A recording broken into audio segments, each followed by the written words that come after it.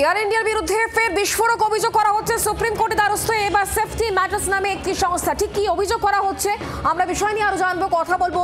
রাজীব চক্রবর্তী এই মুহূর্তে আমাদের সঙ্গে রয়েছেন প্রতিনিধি টেলিফোন লাইনে। রাজীব, দেখো, সেফটি ম্যাটার্স নামে একটি সংস্থা তারা সুপ্রিম কোর্টে মামলা দায়ের করেছে এবং এয়ার ইন্ডিয়ার যে বিমান দুর্ঘটনা তা 102 দিন পার হয়ে গিয়েছে এবং তারপরেও চূড়ান্ত তদন্ত রিপোর্ট এখনো প্রকাশ হয়নি। তা নিয়ে তারা নালিশ জানাচ্ছেন সুপ্রিম কোর্টে এবং বলছেন যে এখনো পর্যন্ত জীবনের ঝুঁকি নিয়ে এই বোয়িং 787 বিমানে যাত্রীরা যাতায়াত করছেন এবং এক্ষেত্রে যে ফ্লাইট ডেটা রেকর্ডার সেই তথ্য প্রকাশ করা হোক এবং নিরপেক্ষ তদন্ত করা হোক।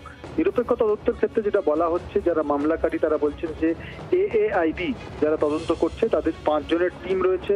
সেই 5 জনের যে তদন্তকারী দল তার মধ্যে 3 জনই DGCA এর, অর্থাৎ যে যারা নিয়ামক সংস্থা বিমান চলাচলের তাদের আধিকারিক। সেক্ষেত্রে নিরপেক্ষ ভূমিকা তাদের কিভাবে নেবেন এবং নিরপেক্ষ তদন্ত কিভাবে সম্ভব হবে, সুপ্রিম কোর্ট মামলাটি গ্রহণ করেছে এবং পরবর্তীতে শুনানি হবে এ কথা জানিয়েছে এবং এই মামলার সঙ্গে যুক্ত সব পক্ষকে নোটিশ পাঠানো হয়েছে।